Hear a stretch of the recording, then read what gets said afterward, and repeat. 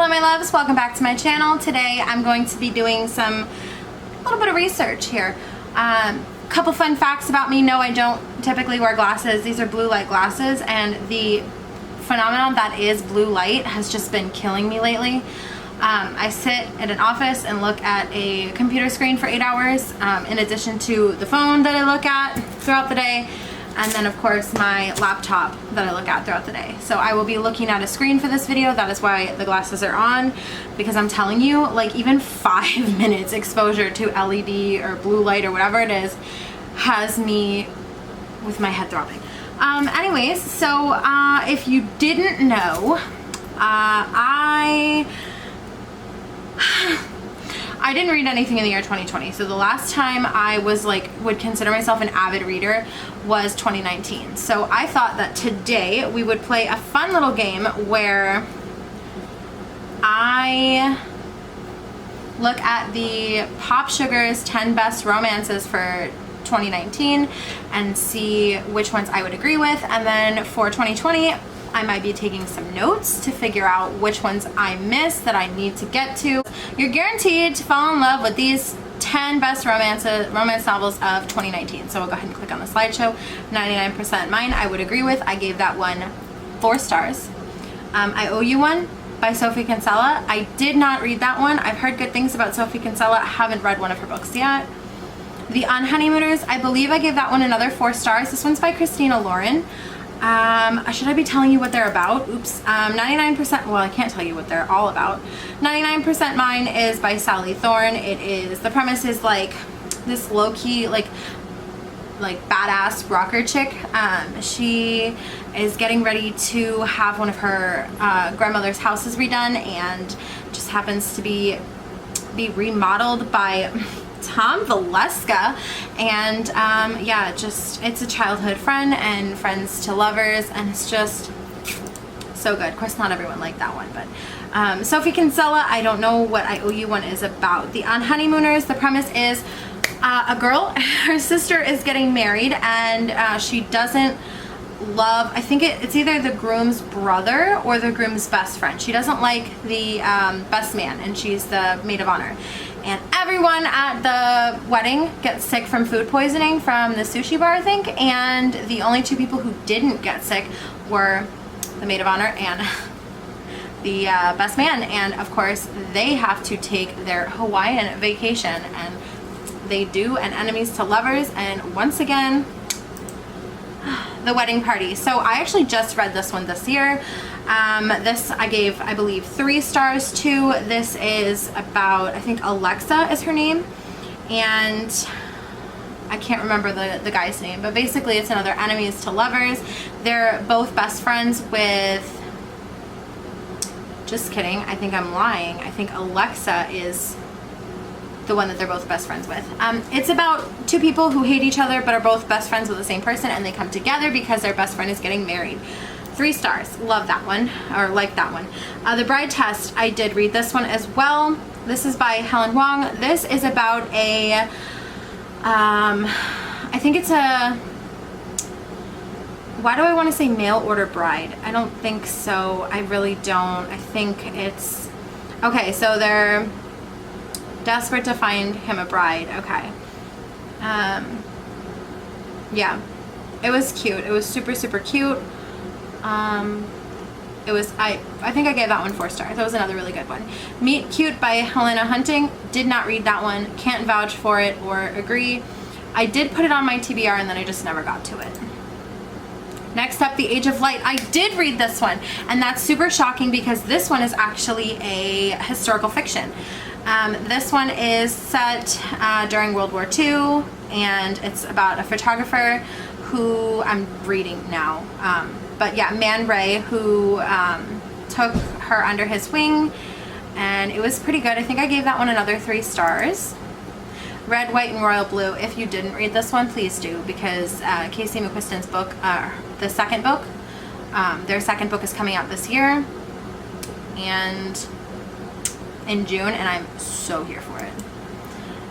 Oh, should I tell you what it's about? So it is the son of the president meets the son of the a prince. It's a prince and a first son of the United States, and they meet and they fall in love. It's good. It's good. It's good. Okay, it's good. I'm sorry if there's a glare. I just like I really cannot not have them on. I'm aging. My eyes are aging. It's a whole mess. Pride, Prejudice, and Other Flavors. I have not read this one, so I can't agree or disagree. I would like to, though, if it's on this list. I don't think I'll be picking up the other two, though, just because I haven't heard the greatest of things, but that one sounds good. The Girl He Used to Know. I don't actually know what this is about, so I'm not interested, to be honest. Okay, so that was 2019. So as you can see, I read most of them. So let's go ahead and take a look. These are the top 20 of 2020, and we're gonna see what I missed out on last year when I wasn't reading. So, okay, so Conveniently Yours. I've never read this one. Is it Cross Country Road Trip to a Convention Together? Oh my God, that sounds cute. Happily Ever After. Happily Ever After Playlist by Abby Jimenez. I haven't heard the greatest things about this book, so I probably will not be adding it to my list. Playing with Fire by L.G. Shen. If I'm not mistaken, this author typically writes like very smutty. But it says opposites attract. Is that a football? No, that's a motorcycle helmet. Y'all, that might go on the list. If I Never Met You, Mari McFarlane. I don't typically have the best luck with this author, so this probably will not go on the list. Ooh, an office player. Is it an office romance? A fake social media relationship. Ooh, it's fake dating. That might go on the list. Deception and Desire by Aubrey Wynn. I have not read this one, as I'm assuming I haven't read most of the ones on this list, to be honest. I'm going to be honest, I'm not really interested. You Deserve Each Other. I've seen good things about this one. I might, it's an emotional roller coaster ride that you'll never want to get off of. Naomi Westfield can't stand her upstanding, well-behaved fiance and wants to break things off. However, she realizes he feels the same way. A battle between two betrothed individuals ensues. She goes from tolerating him to hating him to loving him all over again. Can you keep up? That sounds pretty good, though. Ooh, Ties That Tether. I have seen things about this one. If I'm not mistaken, this is, okay, yes, it's about a Nigerian woman who struggles to keep the promises she made to her parents, which is to marry a Nigerian man. And I think she falls in love with a white guy, and I think that's the one thing her parents told her not to do. So, that one definitely sounds good. I have heard of this one, and I believe it did make one of my rough drafts for books that I wanted to read eventually, so that's interesting. Party of Two. This is already on my TBR. I may already own this one, and if I don't, it's in my cart on one of the book shopping sites. This is by Jasmine Guillory. I have to date, with the exception of this one and the one that came out in 2019. The other one, Royal Holiday. I've read everything this woman has put out, and I plan to continue, because even though I don't always love the conflict or the main characters, something about her writing just pulls me back every time. Opposite of Always. This is YA. Okay, yeah, this is YA.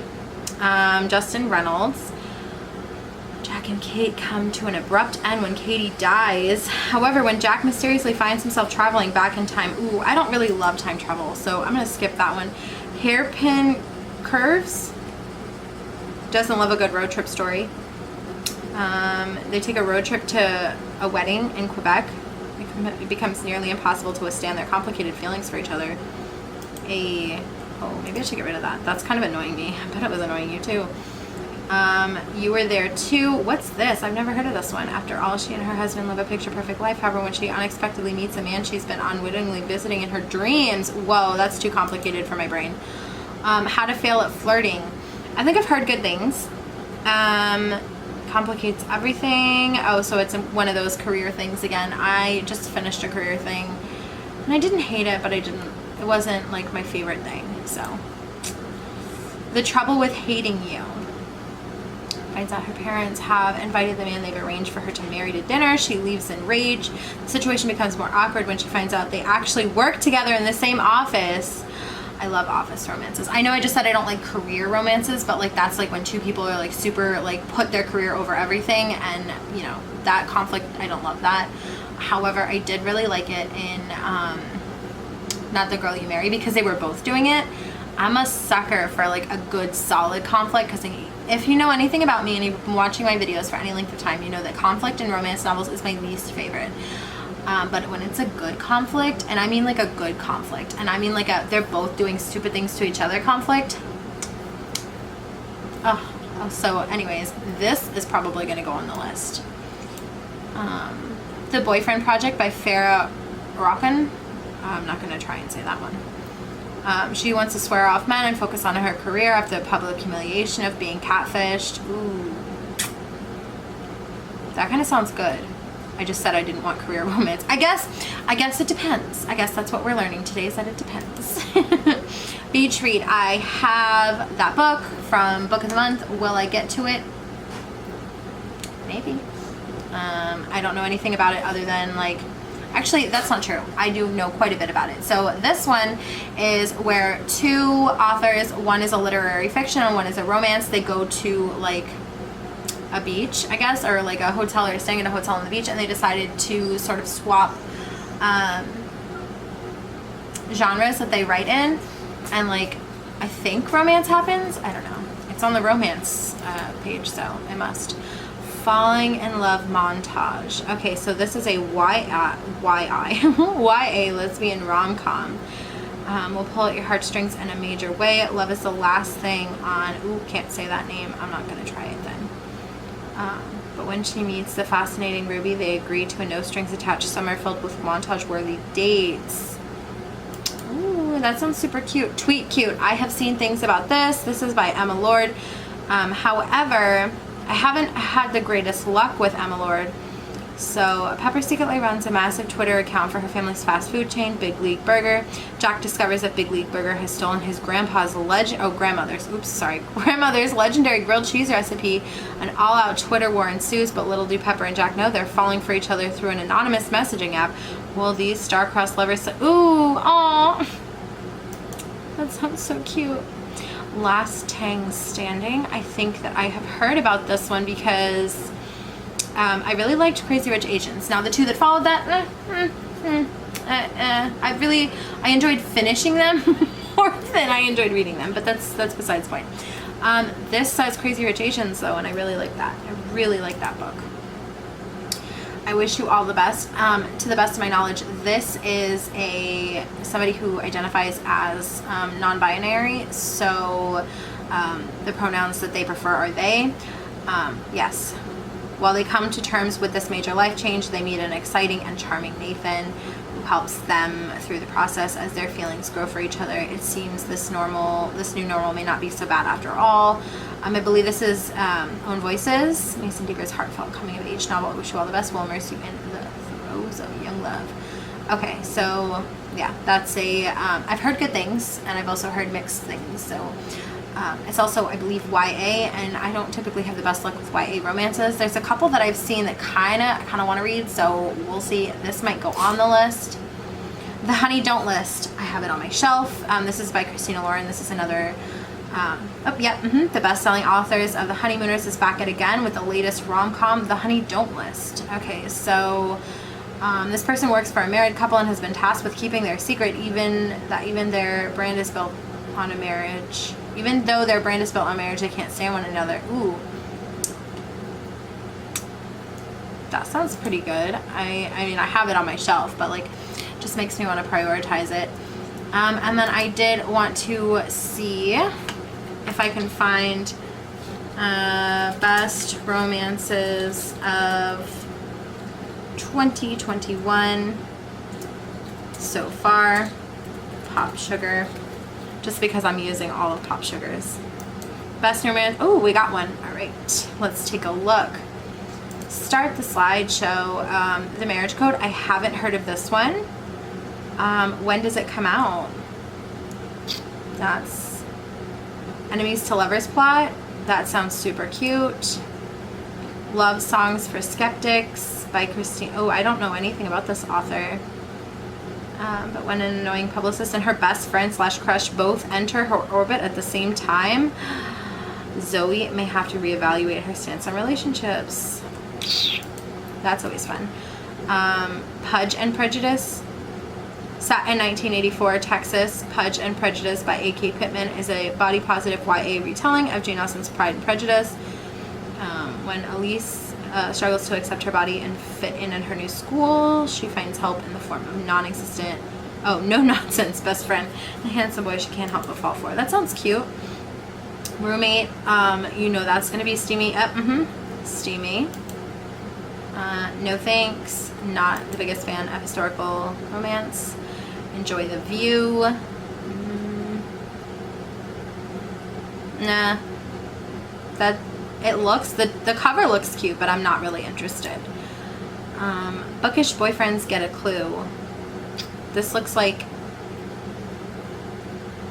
yeah, no thank you. It's a part of a series and it looks very YA. It looks very amateur.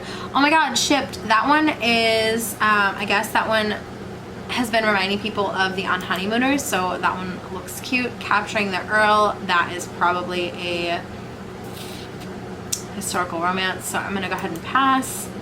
The Ex Talk, that one is definitely on my list to check out. The Ex Talk is about a couple, or nope, just kidding.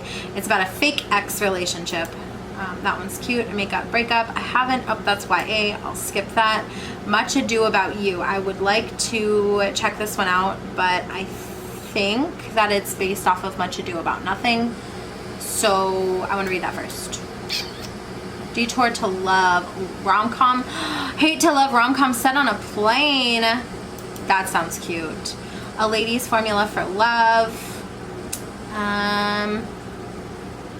It sounds historical fiction-y. I'm not interested. Oh look, a historical fiction. Oh look, is that a historical fiction? Well, it might not be. Yep, it is. It's a historical fiction, post-Civil War. First Comes Like. I am interested in this one mainly because I just finished reading Swipe Right, and that was, I think it was pretty cute. Bet the Farm. Oh, look at that.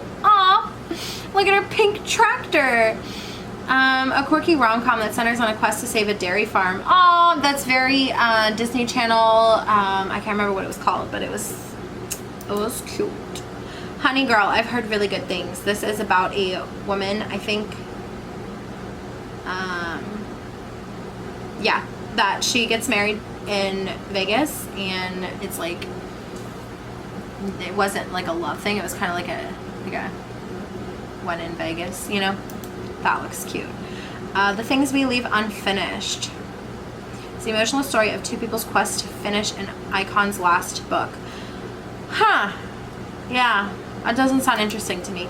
But alas, I have added some new books to my TBR from 2019, 2020, and 2021 that I will probably be checking out at some point. That is it for today's video. I hope that you enjoyed me reacting and going over the top books of 2019, 2020, and 2021 so far. If you like this video, please give me a thumbs up. If you like me and would like to see more from me, please hit subscribe. I'd be so happy to have you. Alright, I hope that you are being safe, washing your hands, taking care of yourselves. Bye guys.